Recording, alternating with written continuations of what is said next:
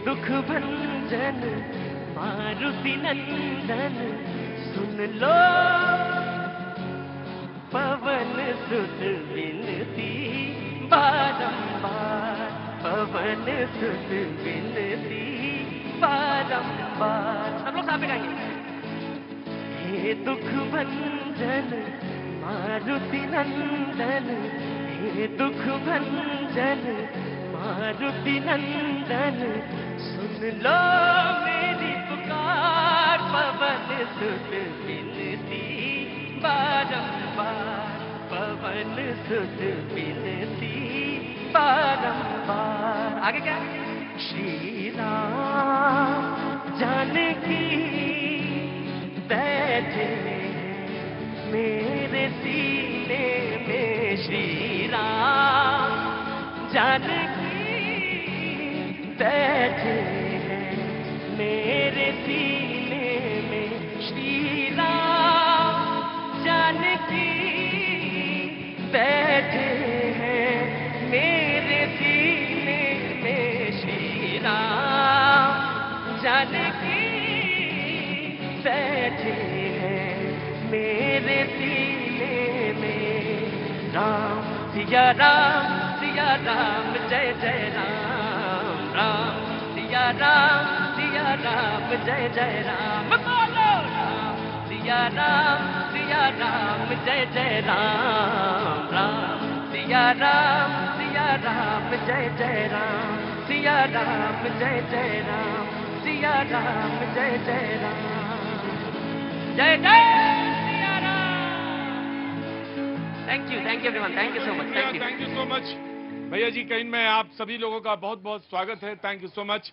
वो तमाम सारे लोग जो आज शो में शरीक हो रहे हैं, मुझे मालूम है आज ट्यूसडे है, मंगल है, मंदिर वाले बहुत सारे लोग मुझे यहाँ पे शो में दिखते हैं, आज भी हैं। आज थोड़ी धूप निकली हुई, कल बारिश में शो करना पड़ा, बहुत बहुत शुक्रिया, थैंक यू सो मच जी। जी जी जी आप बाहर शो जी करता नंबर चाहिए मेरा। हाँ जी लिखिए। मतलब पूरे देश में बताना है या पूरे विदेश में बताना है, कहाँ कहाँ बताना है आपको? अच्छा आपका मेरा इवेंट्स का काम है। इवेंट्स का काम है तो सब काम सस्ते में ही कर लेंगी क्या? बिल्कुल नहीं सर। तो फिर कुछ थोड़ा तो महंगा पड़ देगा। मेरा नंबर आप मांग रही हैं और आप सामने स्क्रीन पे दिख रही हैं, है ना? क्या नाम है आपका? प्रीति वीरवान। मेरा नाम प्रतीक है वैसे जी। बिहार को मैं बहुत मानता हूं, इसलिए ये मत समझिएगा कि तुरंत नंबर आपको मिल जाएगा। बिहार मेरे दिल में एकदम रचा बसा है। तो प्रीति जी बहुत बहुत स्वागत है आपका, थैंक यू सो मच। आपका इवेंट का ये काम बहुत आगे बढ़ता रहे, ऐसे ही चमकता रहे और आप इसी तरह की समझदारी भरी काम करती रहे। जिस तरह के समझदारी भरा काम आप कर रही थी ना, उसी तरह का समझदारी भरा काम आप करती रहे। ईश्वर आपको बहुत सारी मतलब कामयाबी दे। बहुत बहुत शुक्रिया प्रीति जी। नंबर क्या करेंगी लेके, कोई काम का नहीं हूं मैं और कोई फायदा नहीं है आपका जी। आप खड़े रहिए और थैंक यू सो मच। बातचीत के सिलसिले कहां से आना हुआ सर आपका? यही दिल्ली से। दिल्ली से। प्रीति जी भी दिल्ली से ही होंगी? नहीं दिल्ली मुंबई तो है, लेकिन रहने वाली कहाँ की हैं आप? मेरा ससुराल दिल्ली का। अभी मैं सारा गोत्र तो सब पता कर सकता हूं इनका। दिल्ली की ही रहने वाली है प्रीति जी, बिल्कुल पूरी तरह से दिल्ली की। और यहीं से फोन नंबर लेंगी और यहीं से अभी थोड़ी देर में इवेंट करा देंगी हमारा। Thank you so much. कहां से आना हुआ आपका? है हम बिहार से। बिहार से। नमस्ते। अभी गला दबा देंगे 2 मिनट के अंदर, तुम्हारा आवाज वहीं बैठ जाएगी चुपचाप। कहां से आना हुआ आपका? दिल्ली एनसीआर। दिल्ली एनसीआर से। क्या नाम है आपका? प्रीति। प्रीति। आज सब प्रीति है वे, क्या बात है। हाँ पहले बहुत बहुत स्वागत है आपका। क्या करती हैं आप? I am a teacher by profession. Teacher. तो इनका नंबर मांगना वैसे इनके भोलेपन की निशानी है। इनका नंबर तो मैं अपना दे दूंगा, कोई ऐसी बात नहीं, नंबर ले लेंगी ये, नंबर मिल जाएगा। लेकिन ऐसे ये जो है इवेंट वाली हैं और आप हैं टीचर, तो ये ठीक तरीका है मांगने का? No comment. बहरहाल बातचीत के सिलसिले को शुरू करेंगे। वो तमाम लखनऊ वाले भी आज मुझे दिख रहे हैं और बातचीत के सिलसिले को। मैम कहां से आना हुआ आपका? दिल्ली के ही हैं। दिल्ली वाले बड़े होशियार होते हैं, होशियारों में गिनती है, हाँ मुझे मालूम है। लेकिन बिहार वाले चौकन्ना एकदम चौतरफा होशियार होते हैं। कहां से आना हुआ? बिहार से। बिहार में कहां से? मुजफ्फरपुर। अरे मुजफ्फरपुर से आए हैं भैया, क्या बात है। डॉक्टर टीना करमबीर कांग्रेस का पक्ष रखने के लिए मौजूद हैं, बहुत बहुत शुक्रिया टीना जी। यूनिवर्सिटी में प्रोफेसर हैं, बहुत बहुत शुक्रिया, thank you so much. Anirudh Pratap ji BJP का पक्ष रखने के लिए मौजूद हैं, बहुत बहुत शुक्रिया। बाहर जाके देखो। राघवेंद्र दुबे जी समाजवादी पार्टी का पक्ष रखने के लिए मौजूद हैं, बहुत बहुत शुक्रिया, thank you so much. Rajeev Chaudhary ji Aam Aadmi party का पक्ष रखने के लिए मौजूद हैं, बहुत बहुत शुक्रिया। अंबर जैदी राजनीतिक विश्लेषक, बहुत बहुत शुक्रिया। सूर्या मैथिल, बहुत बहुत शुक्रिया, राजनीतिक विश्लेषक, thank you so much. Chunchun ji, Chunchun Jha Bihar से हैं, किसान हैं, जब कभी उधर काम खत्म होता है तो इधर आ जाते हैं। फसल असल सही कर रहे, सब चल रही, कटवट गई होगी, अब तो लगा भी आए होगे धान। नहीं सुखार है बहुत। हाँ जी, जी भैया जरा देखना इसको, है ना, जरा जरा खीसे कम निकालना। जी बहुत बहुत शुक्रिया, थैंक यू सो मच। बातचीत के सिलसिले को जोड़ेंगे वो तमाम सारे लोग जो आज शो में पहली बार शरीक हो रहे हैं, मैं उन सब का बहुत बहुत स्वागत करता हूं। प्रीति जी थोड़ा ब्रेक तक रुकना पड़ेगा, नंबर मैं दे दूंगा आपको, यकीनन नंबर दे दूंगा आपको। आपका इवेंट का काम चलता रहे, मुझे यही बहुत है, मैं जरूर दे दूंगा, मैं नंबर दे दूंगा। इवेंट ब्रेक तक रुकिए। कहां से आए आप? लखनऊ से आए सर। लखनऊ से। जी क्या नाम है साहब आपका? सुनील साहू। साहू जी क्या काम करते हैं? मैं सेंट्रल जीएसटी डिपार्टमेंट में हूँ, सेंट्रल जीएसटी डिपार्टमेंट। जीएसटी में? अरे बाप रे बाप, जीएसटी वाला तो बहुत अक्सर मुद्दे आ जाते हैं, और जीएसटी वाले बहुत सारी बातों पे आके व्यापारी जो है बहुत परेशान हो जाते हैं आके। कब कहते हैं साहब जीएसटी नहीं होना चाहिए, मैंने कहा पर्ची वाला जमाना चला गया, वो जो पर्ची से चलता था काम, अब वो तो गया, अब जीएसटी तो देना पड़ेगा। कुछ चीजों में कहते हैं कि पराठे में भी जीएसटी लगा देते हैं और रोटी में कम है, पराठे में ज्यादा। रेस्टोरेंट वाले बहुत कहते हैं, और रेस्टोरेंट वालों की कुछ बातें बड़ी लॉजिकल हैं सर। वो कितने चीजों में, रोटी में और पराठे में, तो किस जगह कहां बिलिंग करें, कैसे करें, इसकी बड़ी समस्या है।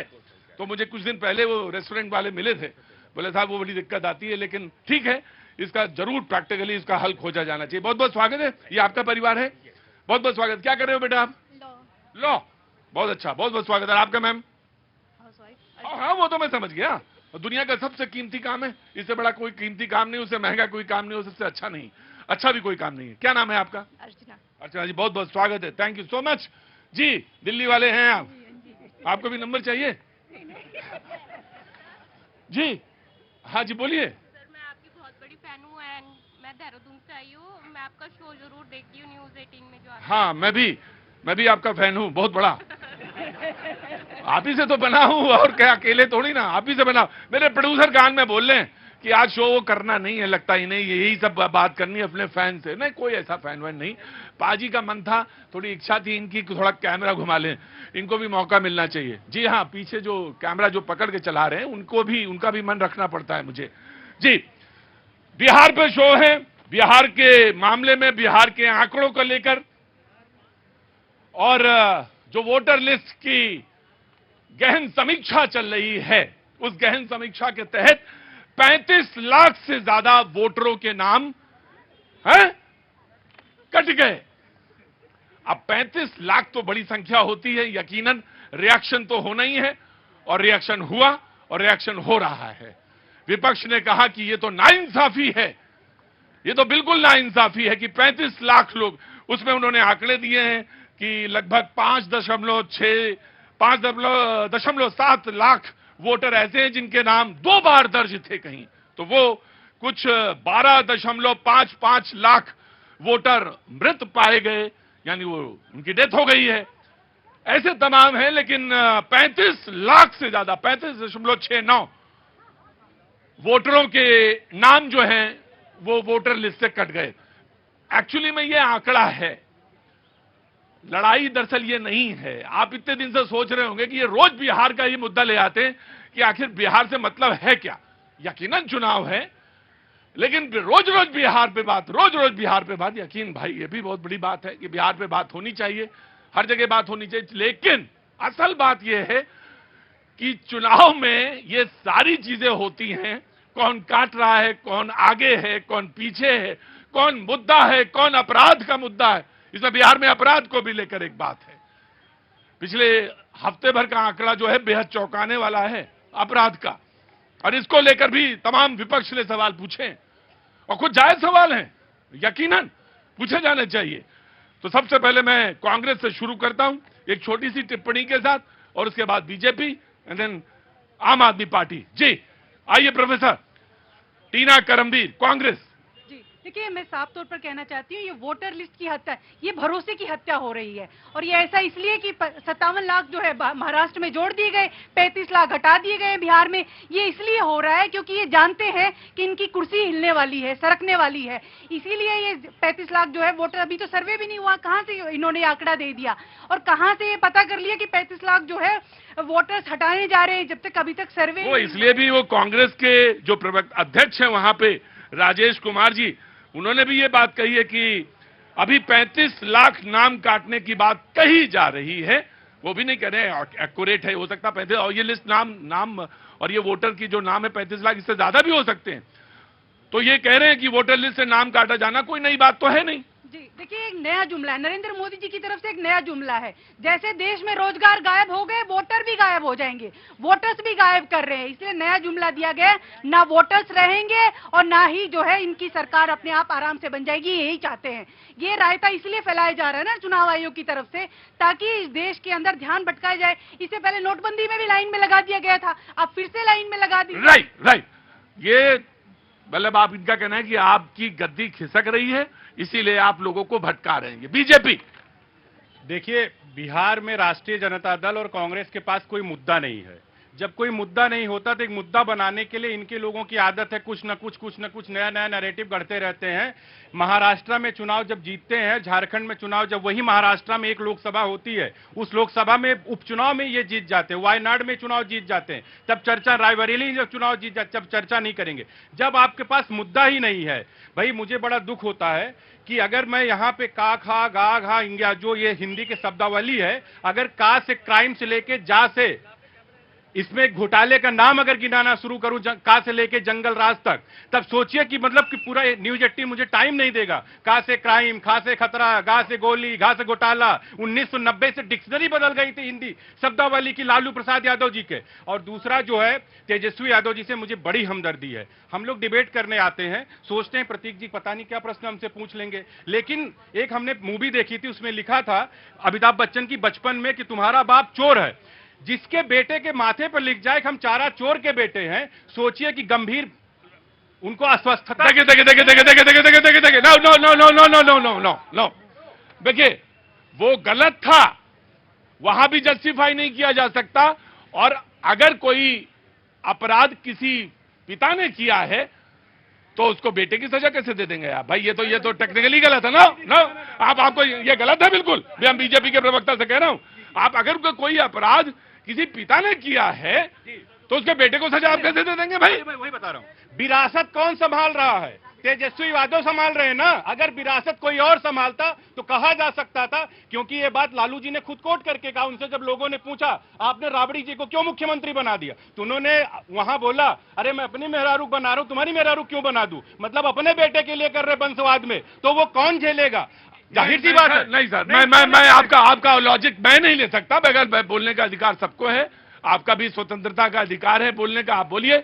लेकिन आप कोई पिता चोर है, उसके बेटे को भी आप चोर कहते हैं, ये तो गलत है, ये सरासर गलत है। और ये मेरे हिसाब से मैं इस लॉजिक को कतई नहीं लेता। जी आम आदमी पार्टी। प्रतीक भाई, जो तर्क ये दे रहे हैं, उस तर्क से क्या हम ये कह सकते हैं कि जय शाह के माथे पर भी लिख दिया गया कि उसके बाप जो थे वो तड़ीपार थे? इस तरीके की बातों से बचना चाहिए। इस तरह की बातों से माननीय सुप्रीम कोर्ट ने भी, सुन लीजिए, अमित शाह जी को बाइज्जत बरी किया। हर प्रकार की एसआईटी कमीशन का उन लोगों ने सामना किया और ईमानदारी से भारत के संविधान में जो कोर्ट को अधिकार है उसके द्वारा उनको बाइज्जत बरी किया गया। मैं इनसे पूछना चाहता हूं, केजरीवाल को ये शराब माफिया कहेंगे?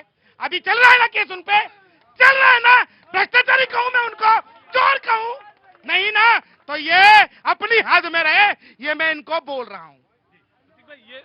जो जिस संदर्भ में, जिस तर्क में बीजेपी के साथी ने बात की, दूसरी बात को दूसरी बात अब मैं ये कह रहा हूँ कि देखिए, अब आपने एक आंकड़ा दिया, एक तो हमारी चुनाव आयोग से ये निवेदन रहेगा, मैंने सत्ता मांग रहे हैं, ये सत्ता मांग रहे हैं, तो इसका मतलब कि उनका पास रिकॉर्ड चेक न किया जाए। राष्ट्रीय जनता दल 1990 से 2005 में था कि नहीं था, और वहां पे क्या किया वो सबको पता है। अगर तेजस्वी यादव लेगेसी बढ़ा रहे लालू प्रसाद यादव को, उस लेगेसी से पूछा जाना चाहिए कि आपने क्या, आपकी क्या राय है, क्योंकि आप वही घोटालेबाज, वही सब कुछ आपका रिकॉर्ड है, तो क्यों जनता पे विश्वास करे।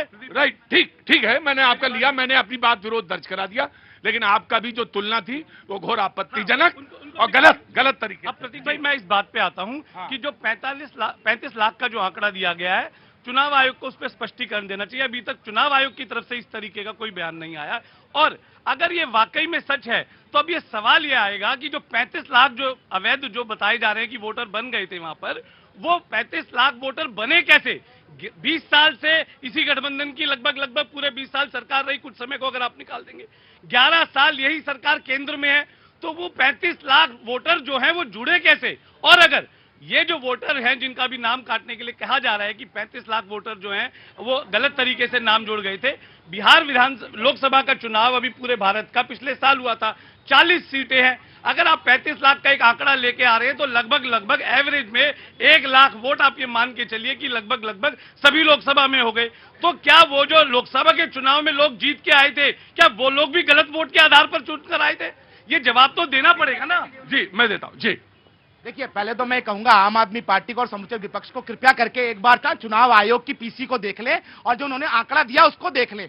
ये जो भी उन्होंने आंकड़ा दिया है 33 लाख या 35 लाख, उनमें से 10,50,000 लोग मृत हो चुके हैं। उसके अलावा उसके अंदर 14,52,000 लोग स्थायी रूप से बिहार की पुण्य भूमि को छोड़कर भारत के अलग अलग हिस्सों में स्थापित हो चुके हैं, और 4,82,000 लोग ऐसे हैं जिनका वोट एक की जगह 3 जगह है, 2 जगह है, वो डुप्लीकेट वोटिंग करते थे।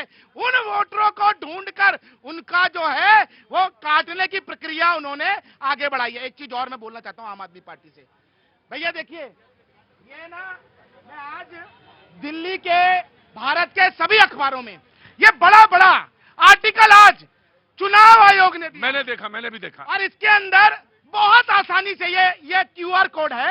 इस क्यूआर कोड को कोई मेरा भुट्टा बेचने वाला मेरा भाई, कोई रिक्शा वाला भी यदि स्कैन करेगा, और वो दिल्ली से बैठे बैठे, क्या प्रक्रिया है, आप बटन दबाइए, मोबाइल नंबर पे ओटीपी लीजिए, स्क्रीन पे फॉर्म में अपनी विवरण डालिए, फिर सादे कागज पे साइन कीजिए, अंगूठा लगाइए, उसके अंदर अपलोड कर दीजिए, और उसके बाद जब गणना पत्र पूर्ण रूप से आपका फिल हो जाएगा, उसके बाद आपको एक लिंक आएगा जिसमें आपको अपने जो डॉक्यूमेंट है वो डॉक्यूमेंट अपलोड करने पड़ेंगे। भाई वो सूर्या ये कह रहे हैं कि भाई सूर्या वो ये कह रहे हैं कि हमारे लोग पढ़े लिखे नहीं है, हमारे लोग पढ़े लिखे नहीं, इसलिए ये काम कर नहीं पाए। इसका भी लाया कोई इंतजाम क्या? इसका क्या इंतजाम? आरजेडी के शासन में हम तुझे मोबाइल दे रहे हो क्या? आरजेडी के शासन में बिहार की स्थिति ये थी भैया, ये थी, ठीक है। और आज मोदी जी के और नीतीश बाबू के शासन में ये है।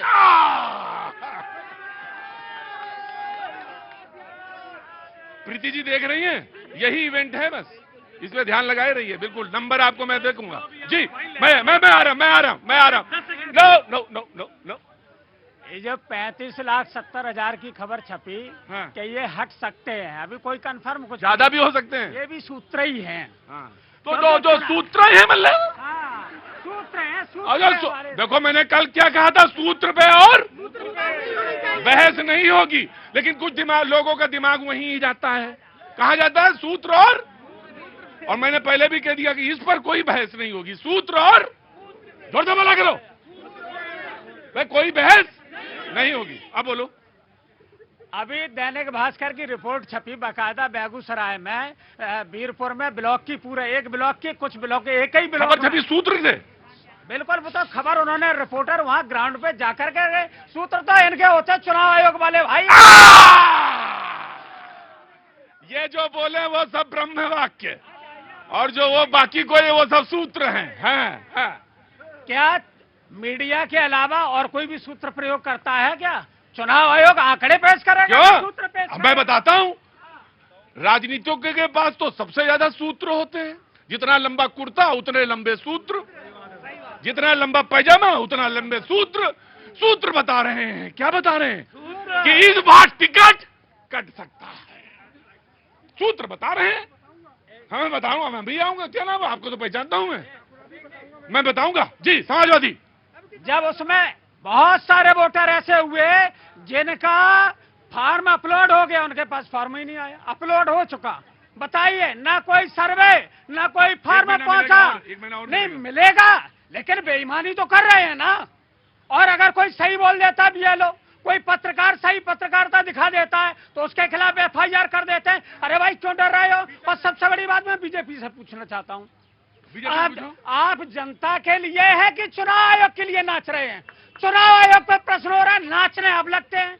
कोई ट्वीट हो जाता है चुनाव आयोग पे, आप नाचने लगते हैं। अरे जनता के लिए आप हो कि चुनाव आयोग?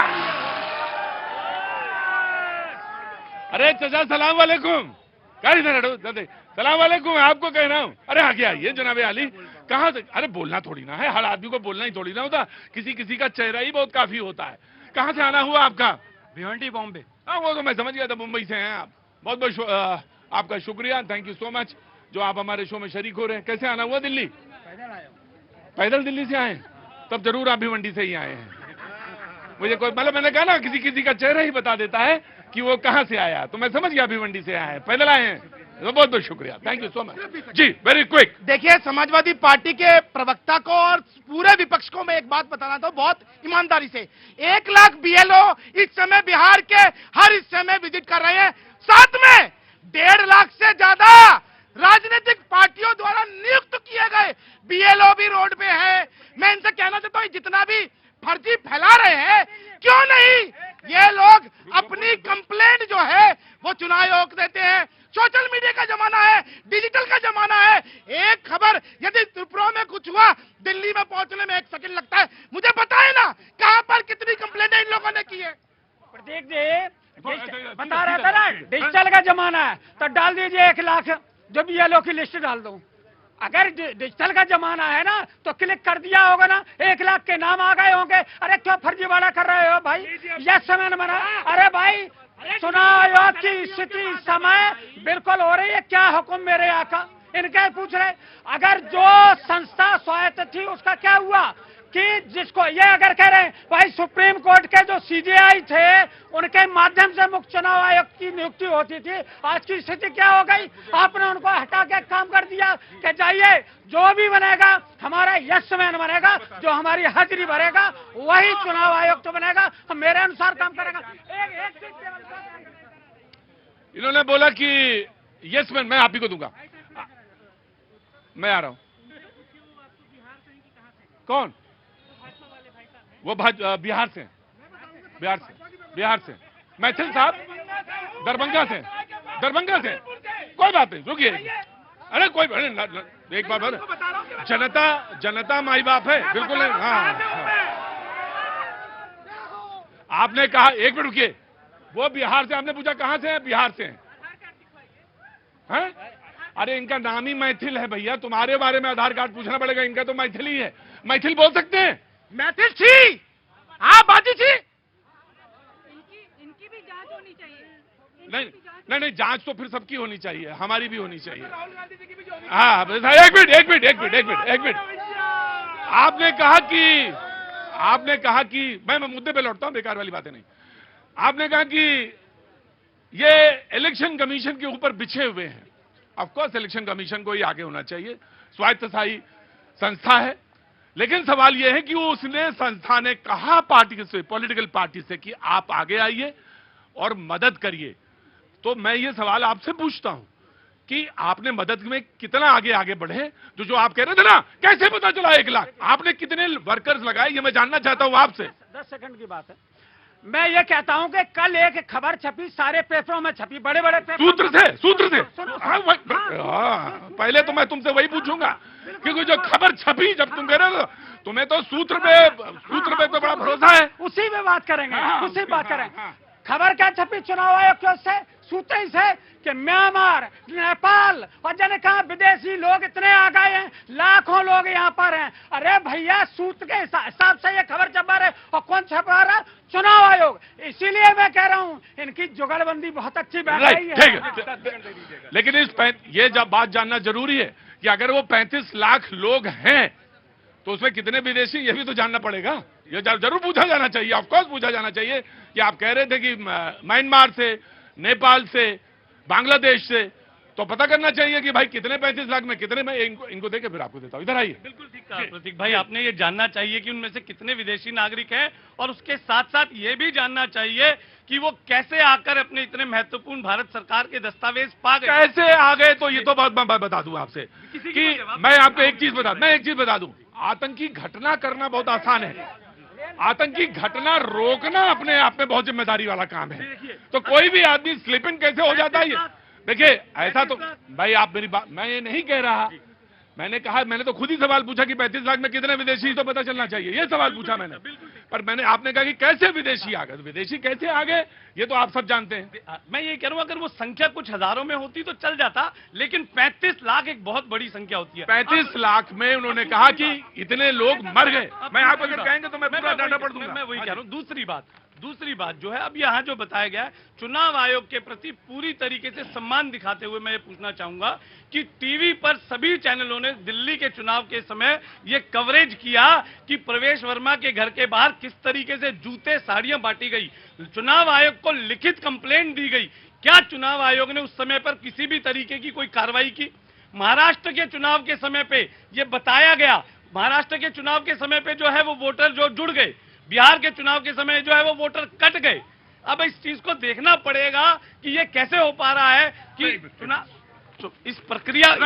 पॉइंट जी जी मैं दे रहा हूँ जी, इधर right taken your right taken your point. हाँ जी प्रतीक जी, ये सवाल उठा रहे हैं कि प्रवेश वर्मा साहब ने भेजे साड़ी और चूड़ियां और पता चप्पल बांटे, लेकिन ये तो वो लोग हैं जो वादा करते हैं, इमामों की सैलरी देने का वादा किया था, फिर चुनाव के समय कह रहे थे कि हम पंडितों को और सबको सैलरी देंगे। इन्होंने जो वादा किया था वो ही नहीं दिया। सवाल नहीं, आपने इमामों की सैलरी पहले से दी गई थी, आपने इमामों की सैलरी पहले से थी, इमाम पंडितों से वादा था। मैं एक मिनट, पंडितों से आराम से पंडितों से वादा था, इमामों की सैलरी आपको देनी थी। तो ये इनको पता है, लेकिन जानबूझ के, क्योंकि ये अपनी बातों को काट के ये सही बात पहुंचाना नहीं चाहते, इसलिए ये हरकत करते हैं। अब सवाल आता है कि जितने यहाँ पे विपक्षी लोग खड़े हैं जो अवैध लोगों के ऊपर सवाल उठा रहे हैं, सबसे बड़ा सवाल यही है कि ये वही लोग हैं, उस सिस्टम का हिस्सा है जो अवैध लोगों को इस देश में लाने की साजिश में शामिल होते, चाहे दिल्ली हो, चाहे जम्मू कश्मीर हो, चाहे झारखंड हो, उत्तर प्रदेश हो, उत्तराखंड हो, जितने भी सीमावर्ती इलाके हैं। इनफैक्ट उत्तर प्रदेश और झारखंड की हाई कोर्ट ने ये कहा था सरकारों से कि हमारे राज्यों की जो डेमोग्राफिक और कल्चरल इम्बैलेंस क्रिएट हो रहा है, आप सबको संज्ञान लेने की आवश्यकता है। अब जब सरकार संज्ञान ले रही है, एनआरसी की बात करें तो कहेंगे कागज नहीं दिखाएंगे। अभी सूर्य मैथिल से सवाल करते हैं कि कागज दिखाइए, उनके नाम में मैथिल लगा है, पूरा देश जानता है कि सूर्य मैथिल कौन है, लेकिन यहां पर खड़े होकर ये कागज मांग रहे हैं, जो कागज दिखाने से कहते हैं सर कटा देंगे, जान दे देंगे, खून बहा देंगे, लेकिन कागज नहीं दिखाएंगे। कहां से आना हुआ आपका?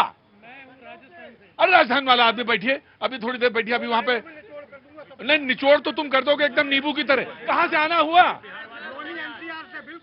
नाम क्या हो गया? हाँ नरेश ठाकुर, तुम निचोड़ कर दोगे। अभी रुको 2 मिनट के लिए, मैं आया निचोड़ में जी। भाई आपने कहा था हाँ प्रतीक भाई, इससे ज्यादा हास्यास्पद क्या हो सकता है कि ये कहा जा रहा है कि 20 साल से जिनकी सरकार है उनसे ना पूछो कि कहां से आए, कैसे बने कागज। 11 साल से जिनकी सरकार है उनसे ना पूछा जाए। मैं तो फिर भी इस बात का शुक्र मना रहा हूं कि बीजेपी के किसी प्रवक्ता ने अभी तक ये नहीं कहा कि ये जो डॉक्यूमेंट बनाए गए थे इसके लिए पंडित जवाहरलाल नेहरू जिम्मेदार थे। नहीं तो ये भी कह सकते हैं, क्योंकि ले दे के जो बात है, अपनी जो जिम्मेदारी है उससे बचने के लिए इन्होंने पुरानी बातों पे आना है। आपको कहीं ना कहीं बताना पड़ेगा ना। प्रतीक जी, ये जवाहरलाल नेहरू तक तो पहुंचे, लेकिन जो बीच में पेपर बनवाने वाले लोग थे इनके, उनको ये छोड़ के भूल जा रहे हैं। दिल्ली में जितना भी ओखला में कच्चे इलाके में जितने भी रोहिंग्या बांग्लादेशी बसाए हैं वो आम आदमी पार्टी के अमानतुल्लाह खान ने बताए। उनको रहने के लिए उनको रिहेबिलिटेशन किट से लेकर उनके मीटर, उनको कूलर, पानी, सब कुछ उनके आधार बनवाने वाले आम आदमी पार्टी के लोग। कोई भी अवैध नागरिक उस जगह पर ना हो, ये स्थानीय पुलिस की। मैंने लगभग सारे लोगों से पूछ लिया, बस चुनमुन को छोड़ के मैंने सबको लगभग सारे लोगों से पूछ लिया। मेरा एक सवाल आपसे, मैंने सबसे पहले पूछा, मैं आपके पास आ जाऊंगा, तुरंत आपके बीजेपी वाले के पास आऊंगा। मेरा एक सवाल आपसे भी है राजीव जी, क्योंकि इसका आगाज करने वाले, हालांकि उससे पहले तो होता था, ऐसा नहीं है कि आप इन इंडियन पॉलिटिक्स में उसको इंट्रोड्यूस किया। आप जब चुनाव होता तो एक वादे करते हैं, है ना, और वो वादा पत्र आता है सबके सामने कि हम बिजली आधी करेंगे, पानी आधा कर देंगे, महिलाओं को 2100 रुपए देंगे, 3500 रुपए देंगे। इसमें सारे लोग मुलविस हैं, सारे लोग मुलविस हैं इसमें, सारी पार्टियां, पॉलिटिकल पार्टीज। और जिन्होंने नहीं किया है, इलेक्शन कमीशन को तो उनसे भी पूछना चाहिए। नहीं, बिल्कुल सही क्या क्या, ये भी सही, वो भी सही है। मतलब एक मैं, जिसने नैतिक आधार खींचिया है, जिसकी आप तो ईमानदारी का चरखा चला के आए थे ना। एक मिनट, एक नहीं, पहले मुझे आप सारे लोग बोल चुके हैं, सारे लोग बोल चुके हैं, मुझे बोलने दीजिए। आप नैतिक आधार का चरखा चला के आए थे। 13 दिन का रामलीला मैदान में कहा था ये जो बादल दिख रहे हैं ये काले हैं, मैं जब आऊंगा सफेद कर दूंगा, कहा था ना आप। एक और मैंने कहा कि सारी पॉलिटिकल पार्टी मुलविस हैं इसमें, सारी। मुझे वोट दो, मैं तुम्हारे पानी के बिल आधे कर दूंगा, तुम्हारे किसानों के बिल आधे, तो मुझे वोट दो। मैं तुमसे पूछता हूं, किसका पैसा किसको दिया, क्यों दिया? और सवाल यह भी है आपसे, आपने वादा किया था, अभी तक नहीं। इलेक्शन कमीशन को आपसे भी पूछना चाहिए कि गलत वादे कर रहे हैं आप, और क्यों कर रहे हैं आप, जिसमें चाहे बीजेपी हो, समाजवादी हो, और चाहे कांग्रेस हो। जी, क्यों करती है वो पूरे करती है। महिला दिवस पे 2500 रुपए आने वाले थे, रेखा गुप्ता जी से पूछिए, महिलाओं के खाते। मैंने सबका नाम लिया है, मैंने सबका नाम लिया। देखिए, हाँ, सारे पंजाब में तो इस समय दूध दही की नाली बह रही है। पंजाब में जब आया करिए पंजाब से, तो दही के वो ले आया करिए। हाँ, देखिए, चोर चोरी करे, अगर पकड़ा जाए तो ये कह दे कि नहीं हम तो बहुत दिन से चोरी कर रहे थे, तब क्यों नहीं पकड़ा? अरे जब भाई पकड़ा गया उस पर ध्यान दीजिए, एक बात। दूसरी चीज, बार बार कहते हैं कि आज क्यों हो रहा है, कि क्या कहते हैं इंटेंसिव रिवीजन क्यों हो रहा? 16 बार इस देश में हुआ भैया, नेहरू जी के जमाने शुरू हुआ 1952 में। और चुनाव आयोग का खेल बताऊं कैसा था? चुनाव आयोग का खेल 95 तक तो फोन पे ऐसे चुटकी बजा के अपॉइंट होते थे। टीएन शेषन जी बड़ी बड़ी बात करते, ईमानदार थे, लेकिन वो किसके उसमें जाके कहे कि हम एलके आडवाणी जी के खिलाफ चुनाव लड़ेंगे।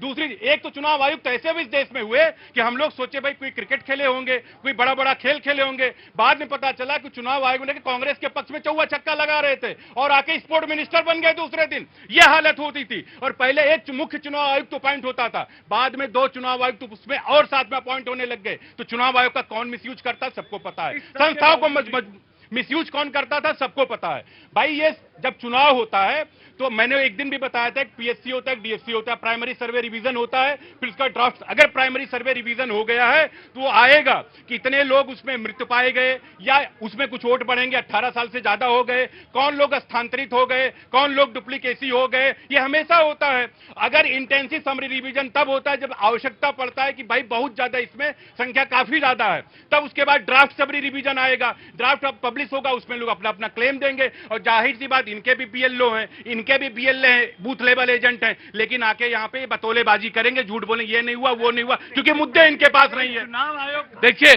किसी ने भी, जब पिछली अपेयरिंग हुई सुप्रीम कोर्ट में, बीजेपी से कह रहा हूं, किसी ने ये नहीं कहा कि इस प्रक्रिया को बंद कर दीजिए, किसी ने भी ये नहीं कहा कि बंद कर दीजिए।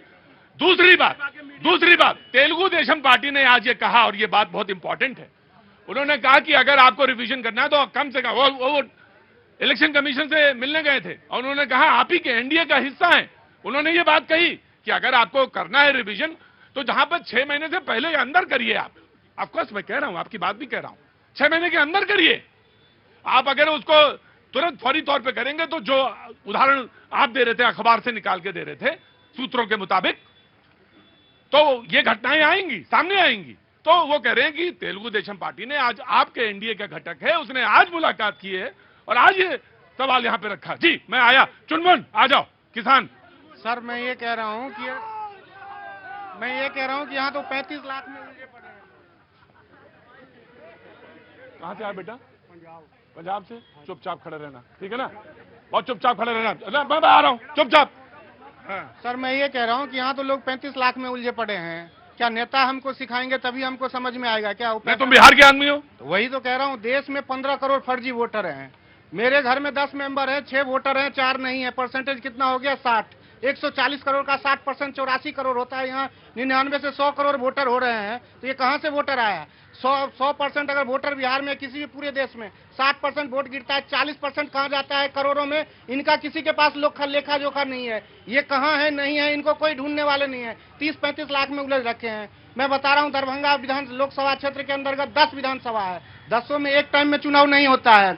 2 विधानसभा में आज हुआ, 2 विधानसभा में परसों होता है। होता क्या है कि हमारी जो शादियां होती है ना, सिर्फ दरभंगा के अंदर नहीं, समस्तीपुर, मधुबनी या और भी जिला में होता है। मान लीजिए बहुत सारे ऐसे लोग हैं कि दूसरे दिन वहां वोटिंग हो रहा है तो वहां वोट गिराया और वहां पहुंच गए वोट गिराने के लिए। तो वोटर छटेंगे नहीं तो और क्या होगा? सबसे पहले पूरी राजनीति, मतलब इलेक्शन कमीशन नहीं, तुम भी शामिल हो? इलेक्शन कमीशन बिल्कुल सही है। ये राजनीतिक पार्टियां अपनी अपनी गद्दी के लिए लोगों को उलझा रहे हैं और लोग समझ रहे हैं कि यार हमारे इलेक्शन कमीशन पे सवाल है। जी लास्ट। सर अभी जैसे कांग्रेस ने भी बात की, आम आदमी पार्टी ने भी बात की, इनकी सरकार चल रही है, कर्नाटका में भी है, इनकी सरकार की बात की जाए तो पंजाब में भी है। क्या इनके पास कोई एग्जाम्पल है जो ये बिहार में सेट कर सकते हैं, जो पंजाब से उठा के बोल सके? क्या इनके पास कोई एग्जाम्पल है जो ये कर्नाटका से उठा के बोल सकते हैं, जो भी बिहार में करेंगे? ऐसा क्यों हो गया? जो इतनी लंबी इनकी सरकार थी, राजगीर नालंदा सबसे बड़ी यूनिवर्सिटी, सबसे बड़ी लाइब्रेरी थी, क्यों उनका उसका रिकंस्ट्रक्शन का काम इन्होंने अभी तक शुरू नहीं किया? क्यों नरेंद्र मोदी को वहां जाके करवाना पड़ा शूट कि अब यहाँ रिकंस्ट्रक्शन वापस कराना पड़ेगा?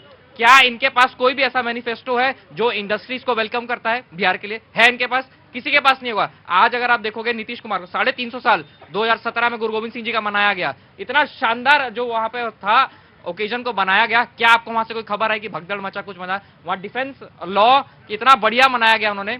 और दूसरी चीज ये बात करते हैं कि वहां पर डिजिटलाइजेशन ना हो। क्या आपको पता है जितना आप यहाँ पे इस्तेमाल नहीं करते, वहां पर लगभग 23 मिलियन का डेली का यूपीआई का ट्रांजैक्शन है। 23 मिलियन मजाक है क्या? 23 मिलियन ऊपर से आप बोलते हो बिहार में डिजिटलाइजेशन। राइट, कांग्रेस।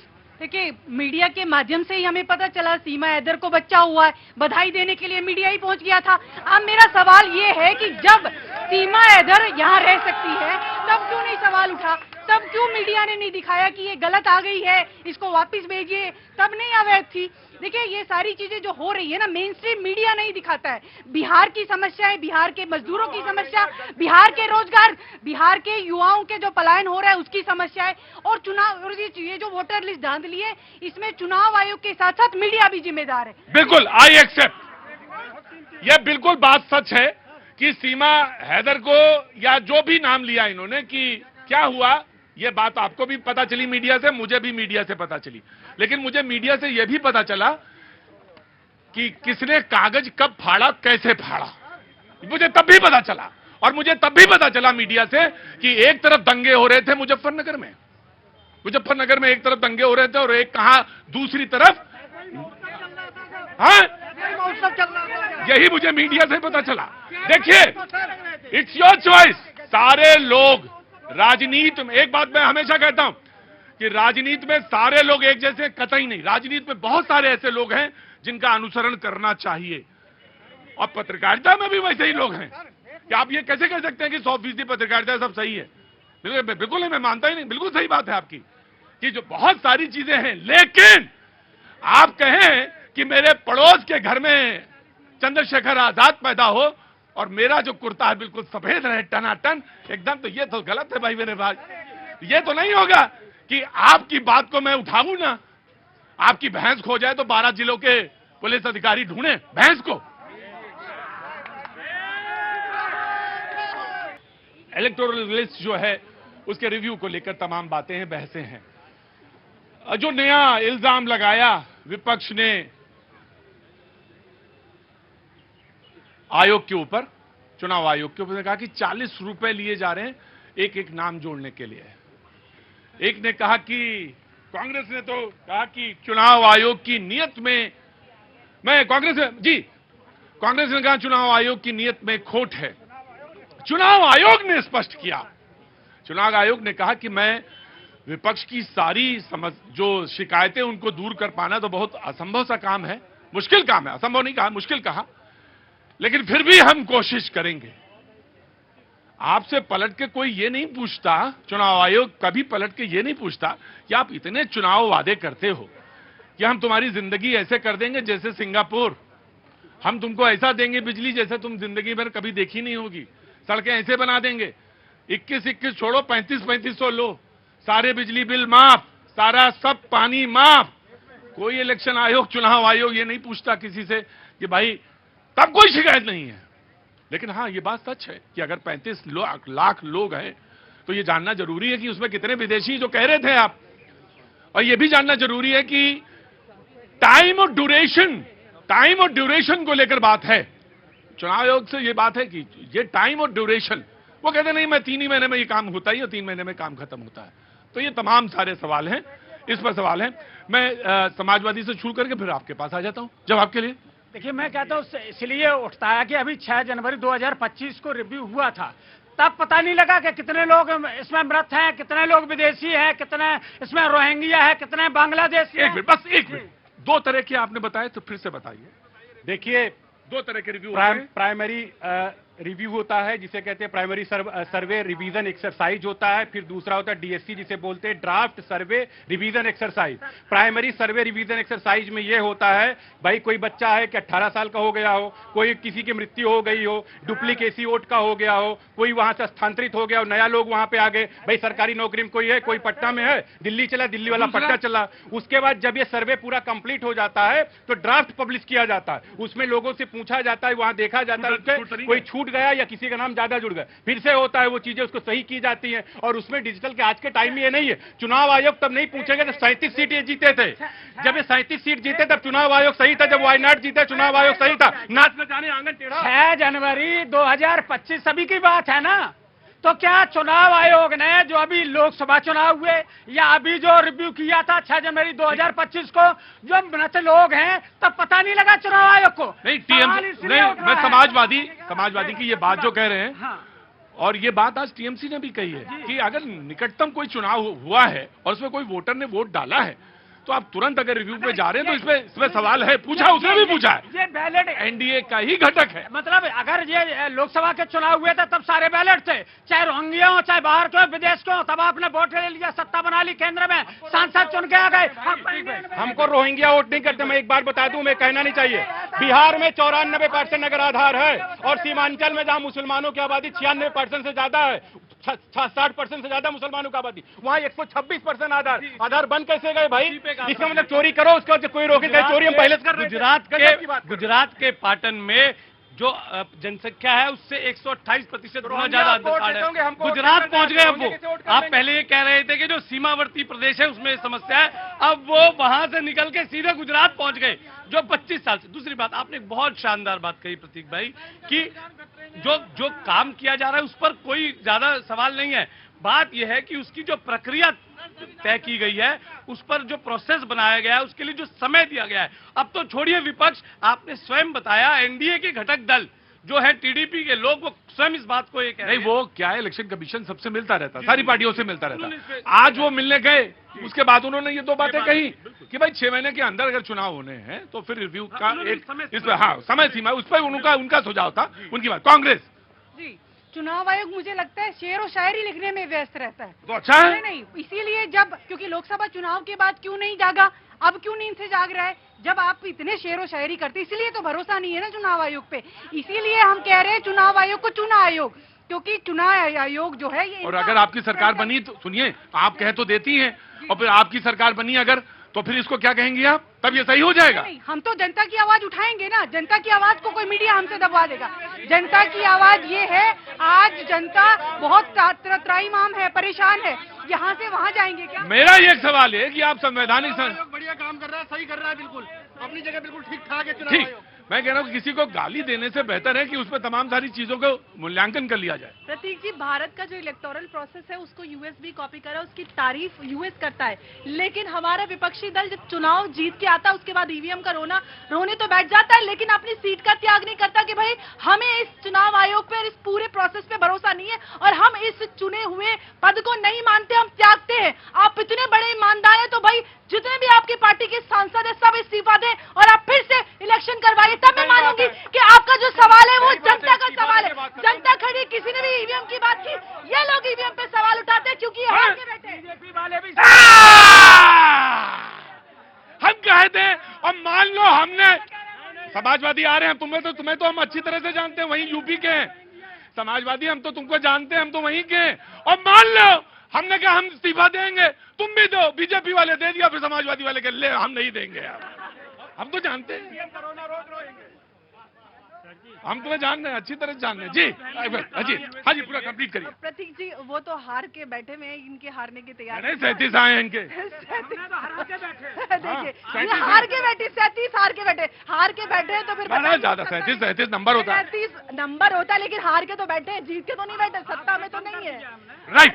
मैं कह रहा हूँ बार बार ईवीएम का रोना रोते हैं भाई, भाजपा वाले तो ईवीएम का रोना नहीं रोते हैं, आप रोना रो रहे हो, एनडीए तो रोना नहीं रो रही है कि इस्तीफा दे दो भाई, चुनाव फिर से हो जाए, लेकिन इस्तीफा देंगे नहीं, ये 3 में न 13 में, लेकिन ये इस्तीफा, और ये न नाच न जाने न आंगन टेढ़ा, इनके मतलब चुनाव में कोई मुद्दा है नहीं, सिर्फ राहुल गांधी जी पप्पू जी को नहीं चढ़ने देंगे उस पे। ये नहीं बोल रहे, इनका अहंकार बोल रहा है, इसीलिए उछल उछल के बोल रहे हैं। 70 साल तक इनका अहंकार क्या था? जब एमएस गिल पता चला चुनाव आयुक्त थे, हमने सोचा कोई क्रिकेट खेले होंगे, पता चला कांग्रेस के फेवर चौवा चक्का लगाते थे और उनको स्पोर्ट मिनिस्टर बना दिया। ये हालत था चुनाव आयोग का। इनके जितने कैंडिडेट जीते थे वो सारे अवैध है, उनको पहले इस्तीफा देना पड़ेगा और विपक्ष उनके साथ पूरी तरीके से कंधे से सब कुछ होने के बावजूद भी, इतना सब कुछ होने के बावजूद भी कभी भी चुनाव आयोग के जो चयन की प्रक्रिया थी उसमें यह नहीं किया गया था कि आपने चीफ जस्टिस को ही निकाल दिया। एक चुनाव आयोग जो इस देश की बहुत बड़ी संस्था है, उसकी जो चयन होना चाहिए वो इतना पारदर्शी होना चाहिए, किसी नागरिक के मन में छोटा सा भी कोई यह विश्वास पैदा ना हो कि इस प्रक्रिया में कहीं कोई गड़बड़ हुई है। आज जो चुनाव, और बार बार बात यह आ रही है, चुनाव आयोग आपने स्वयं कहा इतना सक्षम है, वो अपनी सफाई देगा। जब जनता एक सवाल उठा रही है, आप ही के चैनल पे कल मैंने एक रिपोर्ट, मतलब उसने तो देखिए इलेक्शन कमीशन क्या, मतलब उसने तो आपसे भी सहयोग मांगा, समाजवादी से मांगा, कांग्रेस से भी मांगा, आरजेडी से भी मांगा, आपने कहा कि हम देंगे नहीं, हम तो बिहार बंद कर देंगे, है ना। इस चैनल पर आज इस बात पर मैंने बोला राइट, टेकिंग योर पॉइंट। जी आइए प्लीज, इधर आइए, हल्ला न मचाइएगा। देखिए प्रतीक जी, पूरा विपक्ष एक ही बात पे गोल गोल घूम रहा है कि चुनाव आयोग जो है वो निष्पक्ष नहीं है। अब इन्होंने तो कह दिया अहंकार बोल रहा है। देखिए अहंकार क्या होता है मैं बताता हूं आपको।